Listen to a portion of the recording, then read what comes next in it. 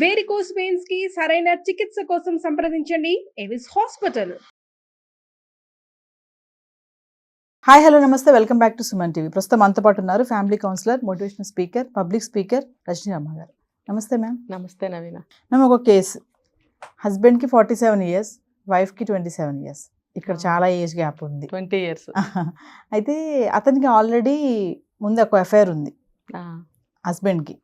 ఈమెకు తెలిసింది అంటే ఈమె కాల్ హిస్టరీ చూడడం, చాలా మంది వైఫ్స్కి అలవాటు ఉంటుంది కదా, అంటే అనుమానించే వైఫ్స్కి, అందరూ కాదు, కాల్ హిస్టరీ చూస్తారు, మొబైల్ చూస్తూ ఉంటారు. అయితే అతను చూసింది, దొరికిపోయాడు, అడిగింది. ఆల్రెడీ తను వీడియో కాల్స్ చేయడము, మాట్లాడడం ఇవన్నీ చేస్తున్నాడు తనతోటి, ఆమెతోటి. అడిగింది ఎవరంటే నాకు తెలియదు, ఆన్సర్ అయితే అది నాకు తెలియదు. చాలా వాకప్ చేసింది వైఫ్. ఏంటంటే తెలిసింది ఆ అమ్మాయి ఇతను ఊరు అమ్మాయి అని చెప్పేసి. సో రిలేషన్లో ఉన్నారు వీళ్ళు, బిఫోర్ మ్యారేజ్ కాంటాక్ట్ ఉంది. ఇప్పుడు నేను ఏం చేయాలి మేడం, నాకు ఏం చేయాలో అర్థం కావట్లేదు. నేను తీసుకోవాల్సినటువంటి పాత్ ఏంటి అసలు? ఇప్పుడు నేను అన్ని తెలిసిపోయాయి, కలిసే ఉండనా, మరి ఏం చేయను అంటే ఏం చెప్తారు? అంటే అతనికి సెకండ్ మ్యారేజ్ కదా.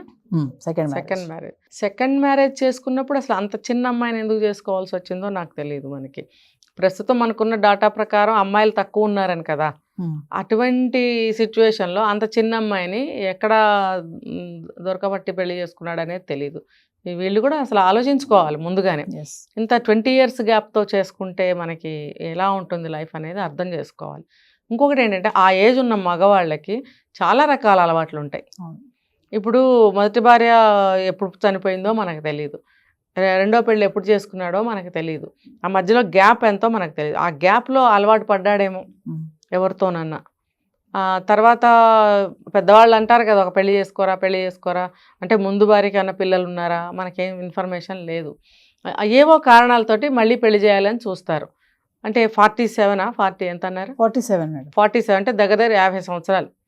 మరి నెక్స్ట్ లైఫ్ అనేది అతనికి తోడు నీడ ఉండాలి. పిల్లలు ఉంటే వాళ్ళకి పెళ్ళిడికి వస్తే కావాలి కదా తోడు, పెళ్ళిళ్ళు చేయడానికి కానీ ఇంట్లో ఒక ఆడపిల్లకి గైడెన్స్ ఇవ్వడానికి ఒక తల్లి కావాలి కదా అని బలవంతం చేసి పెళ్ళిళ్ళు చేస్తారు. ఇష్టం లేకపోయినా పెద్దవాళ్ళ కోసం పెళ్ళిళ్ళు చేస్తారు.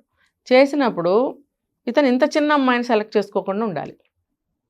ఇంత చిన్న అమ్మాయిని పెళ్లి చేసుకోవడానికి రీజనింగ్స్ ఉండుంటాయి. ఏంటనంటే ఆ అమ్మాయి ఫ్యామిలీ పూర్ ఫ్యామిలీ అయి ఉండొచ్చు, లేదా ఆ అమ్మాయికి ఏదన్నా కొంచెం ఏమంటారు హెల్త్ ఇష్యూస్ అని కూడా చెప్పాను, ఏదైనా కాలు చేయి వంకర ఉండొచ్చు, సంబంధాలు రాకపోయి ఉండొచ్చు. ఆ కారణంతో కొంచెం పెద్దవాడు అయితే అయ్యింది, కాస్త ఆస్తిపాస్తులు ఉన్నాయేమో, లేకపోతే మంచి జాబ్ ఉందేమో, నీ లైఫ్ బాగుంటుందమ్మా అని కాంప్రమైజ్ చేసి పెళ్లి చేసి ఉండొచ్చు. రీజనింగ్స్ మనకు తెలియవు. సరే, ఏ కారణమైనా కానీ పెళ్ళి అనేది చేశారు. చేసినప్పుడు అతనికి ఇందాక మనం అనుకున్నట్టు ఈ పెళ్ళికి ముందు మొదటి భార్య వెళ్ళిపోయిన ఆ గ్యాప్లో ఎవరితోనైనా పరిచయాలు ఏర్పడి అది ఆ అలవాటు మానుకోలేకపోతున్నాడేమో ఇప్పుడు కూడా పెళ్ళి అయిన తర్వాత.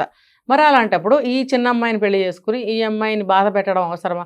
ఈ అమ్మాయి ఏదో ఒక ఏమంటారు తన నిస్సహాయ పరిస్థితుల్లో నిన్ను పెళ్లి చేసుకుని ఉండొచ్చు గాక, అంటే ఆ వీక్నెస్ని అడ్వాంటేజ్ తీసుకుని నువ్వు ఇంకా ఆ సంబంధాన్ని కొనసాగిస్తున్నావా?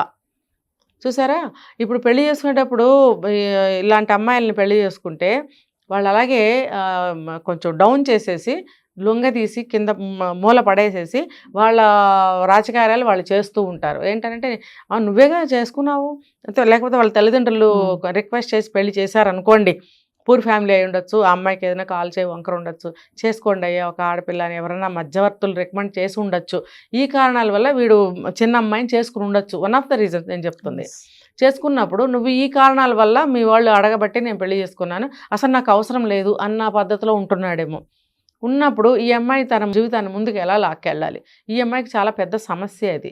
అయితే దీనికి మనం ఎటువంటి సలహా కూడా డైరెక్ట్గా ఇవ్వలేము. ఏదైనా మన కౌన్సిలింగ్కి వస్తే కనుక ఇక్కడ కింద నెంబర్ స్క్రోల్ అవుతూ ఉంటుందండి, దానికి మన కాంటాక్ట్ చేసినట్టయితే నేను పర్సనల్గా చెప్పగలుగుతాను. ఇలాంటి వాటికి జడ్జిమెంట్స్ అనేవి కెమెరా ముఖంగా ఇవ్వకూడదు. ఇదేంటంటే మంచివాళ్ళు కూడా ఇటువంటి విషయాల్లో మనము చేయొచ్చు, మేము చేయొచ్చు అనే ఒక ధోరణిలోకి వెళ్ళిపోతారు. కాబట్టి ఇలాంటి వాటికి పర్సనల్గానే మనం సలహాలు ఇవ్వటం జరుగుతుంది. సో ఇలాంటి వాళ్ళు కౌన్సిలింగ్ తీసుకొని ఏం చేయాలి అనేటువంటిది తెలుసుకొని వాళ్ళు ఒక కౌన్సిలింగ్ తీసుకొని తనకి ఎటువంటి ట్రీట్మెంట్ ఇవ్వాలి అనేది నేర్చుకోవాలి, తెలుసుకోవాలి, ఇవ్వాలి. తర్వాత ఈ అమ్మాయికి వాళ్ళ పుట్టింటి వాళ్ళు కూడా కొంచెం సపోర్ట్ ఉండాలి. వాళ్ళు కూడా వెళ్ళి అతన్ని అడగగలగాలి. ఇంకోటి ఏంటంటే ఈ అమ్మాయి తల్లిదండ్రులు ఆ అబ్బాయి వయసు వాళ్ళు అయి ఉండొచ్చు. అతనికి దగ్గర 50 సంవత్సరాలు అన్నప్పుడు ఈ అమ్మాయి పేరెంట్స్ అదే వయసు ఉండి ఉండొచ్చు. మరి అంత పెద్ద అతన్ని వీళ్ళు నిలదీసి అడగలేకపోతారు. కానీ ఇలాంటి విషయాల్లో నిలదీసి అడగాల్సిందే. నీకు ఒక భార్య పోయిందో ఉందో వదిలేసిందో, నువ్వు ఈ వయసులో మళ్ళీ రెండో పెళ్ళికి సిద్ధపడ్డావు కాబట్టే మేము పిల్లనివ్వటం జరిగింది. మా నిస్సహాయ స్థితి నీకు అనవసరం. నీకు పిల్ల కావాలి, మా అమ్మాయికి పెళ్ళి కావాలి, చేసాం. 2 అవసరాలు ఒకటే. అలాంటప్పుడు నీకేమన్నా అలవాట్లు ఉంటే మానుకోవాలి కదా నువ్వు అని పంచాయతీలు పెట్టుకుని ఒకళ్ళనొకళ్ళు అడగాలి. అడిగినప్పుడు లేదు అంటే ముందుగానే అసలు అడగాలి. బాబు నీకు ఇంత వయసు కదా, మరి నీకేమన్నా అలవాట్లు ఉన్నాయా, ఉంటే మానుకోగలవా అని ముందుగానే అడగటం తప్పేమీ లేదు ఈ రోజులను బట్టి. మరి అంత చిన్న అమ్మాయి జీవితం పాడవుతుంది కదండి. ఇప్పుడు ఆ అమ్మాయి పొరపాటునే ఒక పిల్లనో కన్నదే అనుకోండి, వాడు ఇంకో 10 ఏళ్లలో డమ్మని పోయాడే అనుకోండి, ఈ అమ్మాయి జీవితం ఏంటి అసలు? ఏ రకంగా చూసినా ఈ అమ్మాయి జీవితం ఏమవుతుంది? ఇప్పుడు భర్త నువ్వు ప్రేమగా లేకపోతుంటివి, నువ్వు మంచిగా నడుచుకోకపోతుంటివి, ఆ అమ్మాయికి మళ్ళీ ఒక బిడ్డ పాప పుడితే నువ్వు మళ్ళీ ఇంకేమన్నా అయితే ఆ అమ్మాయి జీవితం ఇంకేమవుతుంది? ఇవన్నీ ఆలోచించుకోవాల్సిన బాధ్యత ఈ అమ్మాయికి ఎక్కువగా ఉంటుంది. తర్వాత అతన్ని అడగవలసిన బాధ్యత తల్లిదండ్రులకి ఉండింది, ముందు అడగలేదు. ఇప్పుడైనా సరే అడిగి సరి చేయాల్సిన అవసరం ఉంటుంది. ఇంకా పర్సనల్ సలహాల కోసం అయితే కింద నెంబర్ స్క్రోల్ అవుతుందండి, దానికి మీరు కాల్ చేసి కౌన్సిలింగ్ తీసుకుంటే మీకు డైరెక్ట్గా నేను మీకు ఒక సలహా, ఒక జడ్జిమెంట్ నేను ఇవ్వగలుగుతాను. పబ్లిక్లో ఇలాంటివి ఇవ్వకూడదు. Thank you.